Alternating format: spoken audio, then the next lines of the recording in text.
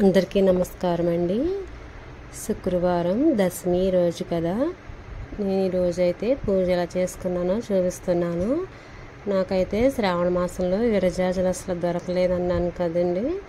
నాకైతే ఈ శుక్రవారం విరజాజులు దొరికినాయి.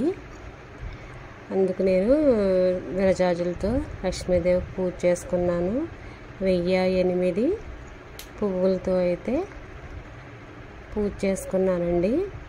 ఎంట్రన్స్లో ముగ్గు అయితే ఇలా వేసుకున్నాను. ఇప్పుడు రాగి చెంబు పెడతాను కదా,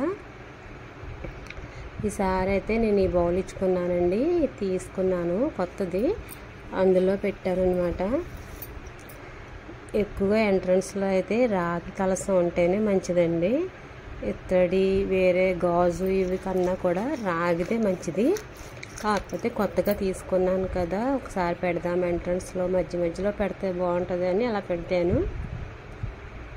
చూడండి ఎలాగుంటుందో. తర్వాత అమ్మవారిని అయితే విరజాజుల మాల ఉంది, మాల చుట్టి అమ్మవారిని లోపల పెట్టాను. అలాగా విరజాజుల మాల అండి అది. తర్వాత ఈ దీపాలన్నీ సర్దుకున్నాను.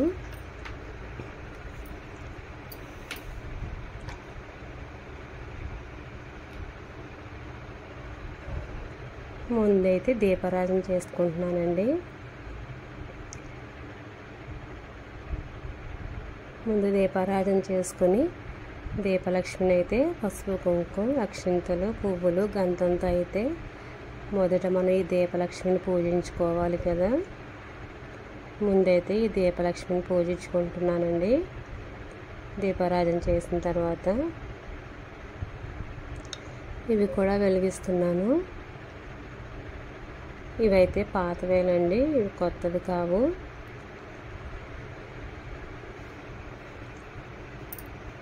ఈ దీపాలు పెడదాం అనుకున్నాను, ఈసారి వాళ్ళు పెట్టుకున్నాను అనమాట.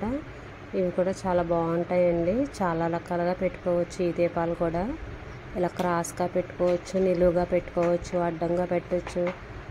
నేనైతే ఒత్తులు ఇలా వేసుకున్నాను.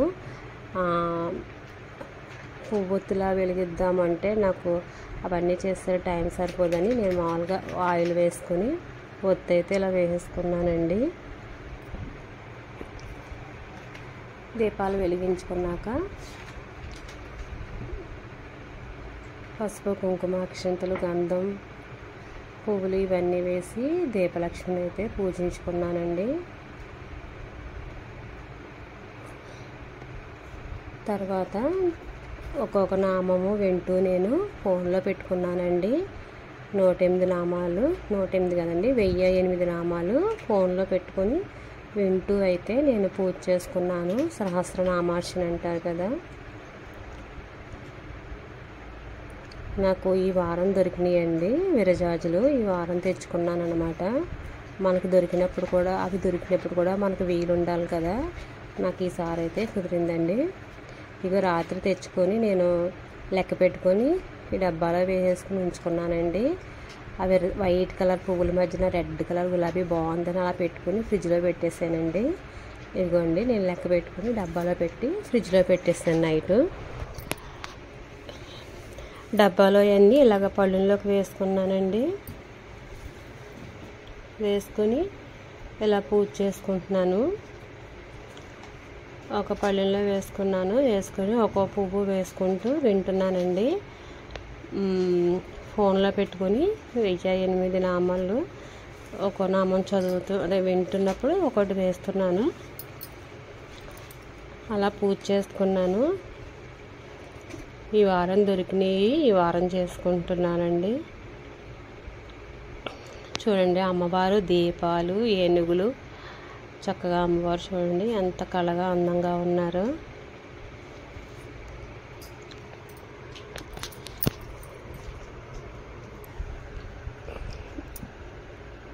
మనకి తప్పులు వస్తాయి కదా కొద్దిగా, అందుకనే వింటూ చేసుకుంటే మనకి అలవాటు ఉండదు కదా. ఇవి నామాలు వింటూ చేసుకుంటే ఇప్పుడు ఆ సౌకర్యం ఉంది కాబట్టి ఫోన్లో వింటూ చేసుకోవచ్చండి. చేసుకున్నాక ఇల్లంతా కూడా విరజాజుల వాసన అండి. అసలు ఇల్లంతా చాలా స్మెల్ వస్తున్నాయి పువ్వులు.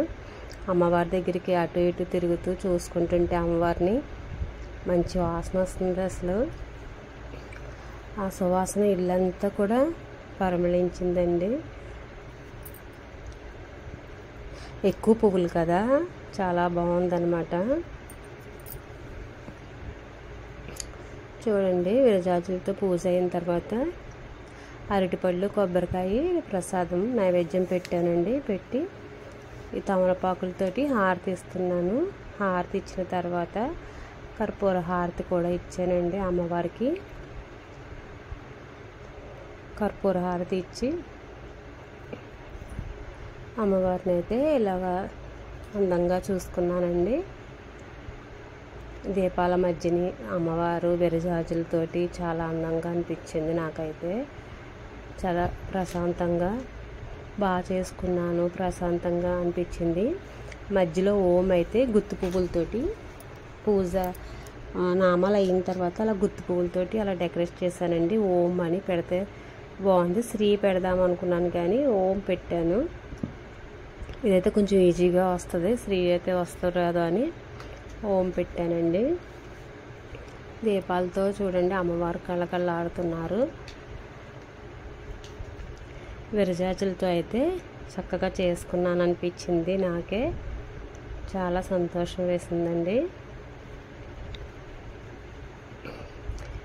ఇలాంటివి చేసుకోవడమే కాదండి, చూసినా కూడా మనకు చాలా సంతోషం కలుగుతుంది. తులసమ్మ దగ్గర అయితే ఇలా చేసుకున్నాను. మందారాలు పెట్టుకొని ఇలా ముగ్గు వేసుకొని ఇలా చేసుకున్నానండి.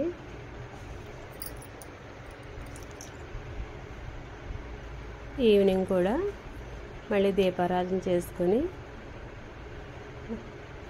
నైవేద్యం పెట్టానండి.